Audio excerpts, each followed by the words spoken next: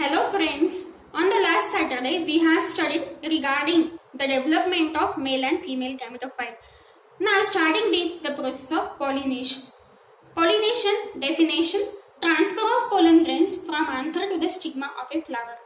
Pollination process is prerequisite for fertilization because male and female gametes are non-motile and they are present or they are produced at different sites in a flower. Two types of pollination are there. The first is called as self-pollination, in which the transfer of pollen grains takes place from anther to the stigma of a same flower or of a different flower but produced on a same mother plant. Two subtypes are there. The first is called as autogamy, in which the same flower is involved. So the plant which are produced through autogamy, they are genetically similar ones. Example is pea plant. Autogamy is shown by the bisexual flowers.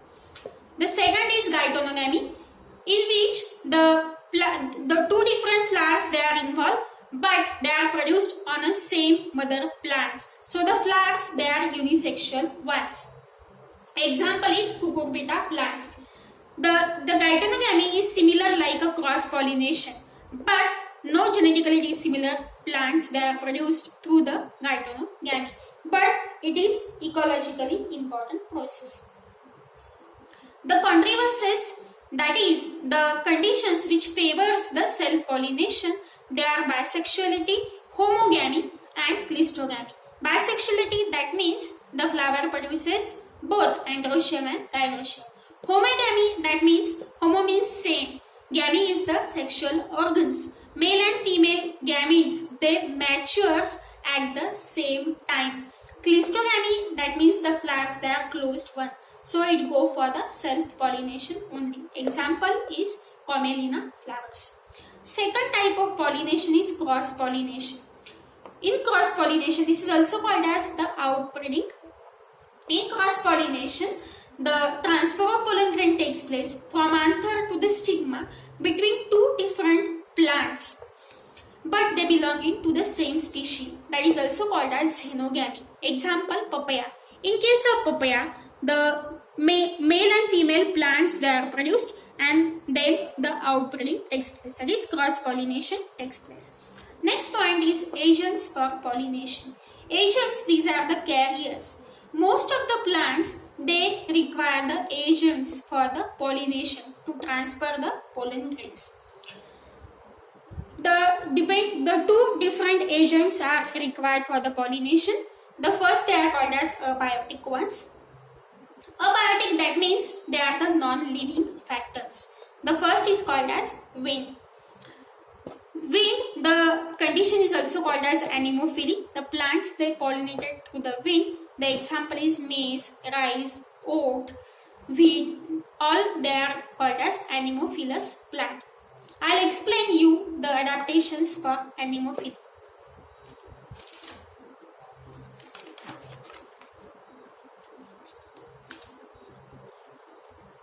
Look at this diagram. This is the diagram of maize plant.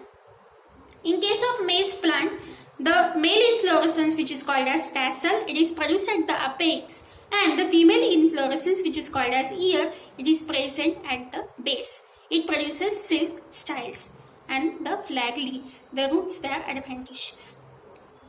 In case of the plant which are pollinated through the wind, the flowers they are smaller, inconspicuous, they are colorless, odorless, they are without nectar.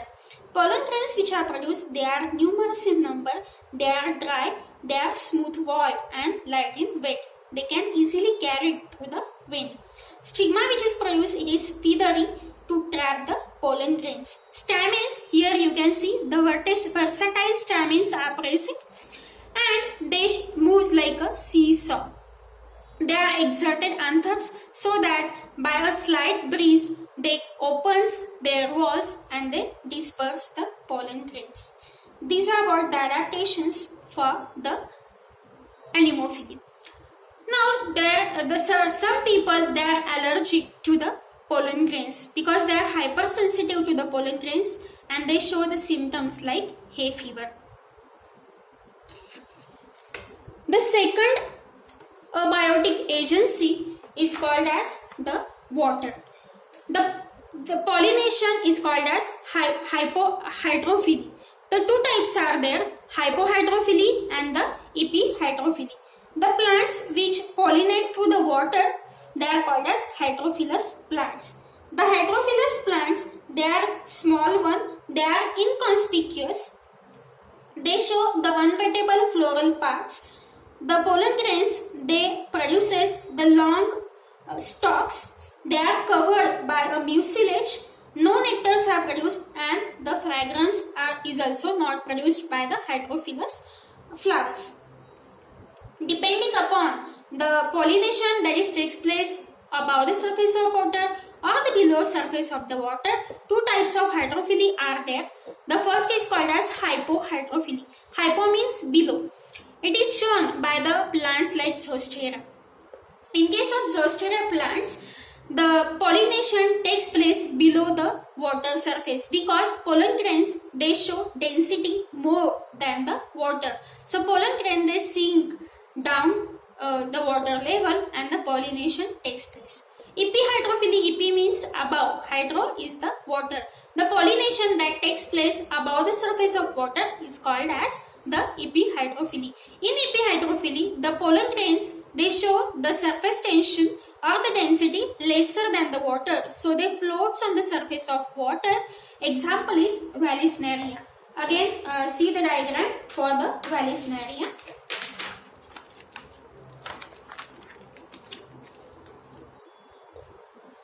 So, in case of Vallisneria showing epihydrophily, the male and the female plants are shown in the diagram. So, this is the male plant producing the male flowers. This is the water level and female plant. Male flowers, they produces the pollen grains. The pollen grains, they releases and they float on the surface of water level. Female plants, they show a long and the coiled stalk. When the female flowers mature, they become uncoiled and they touches to the surface of water and the pollination takes place. This is called as epihydrophily type of pollination.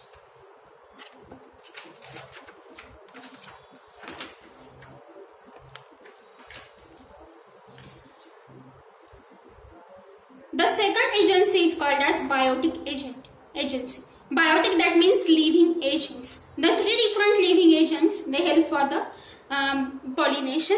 The 80% type of pollination generally is carried out by the insect. The honeybees, butterflies, moth, they help for the transfer of pollen grains. The pollination carried out through the insect is called as entomophily. Entomophily type of pollination, in which the flowers, they are large and attractive. They show the brightly colored floral organs. They show they produces lot of nectar and they shows the pleasant odor to attract the insect for pollination. The pollen grains which are produced, they are sticky ones and they are produced again in the larger amount. The stigma is sticky to trap the pollen grains. The example of plants showing pollination through insect is the rose and the jasmine. Then the next agency is the bird. The pollination through the bird is called as ornithophily. The examples of ornithophilous plants are bombax and the deuteria. The plants which pollinate through the bird show adaptations like the flowers, they are large and showy. They show dilute nectar. The pollen grains they are produced, they are sticky and they are spiny. The flowers, they are without fragrance because birds lack of sense of smell.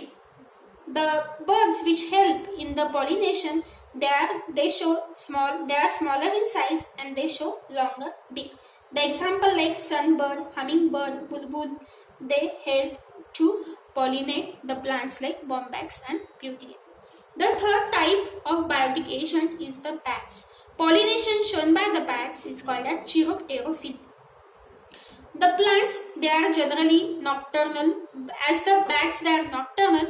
The plants, they blooms during night only.